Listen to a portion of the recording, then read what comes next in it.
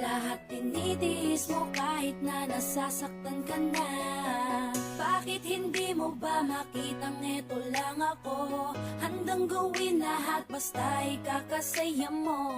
Hindi ka tulad niya, di ka mabigyan ng konting halaga. Ngunit bakit di mo pa rin magawa na iwan siya? Kung ako na lang sana ang nauna mong nakilala, di na sana lumuha ang mata mo dahil sa kanya. Lungkot ng kahapon mo, sana'y kalimutan na. Pakinggan mo naman at pagbigyan, dahil di ko na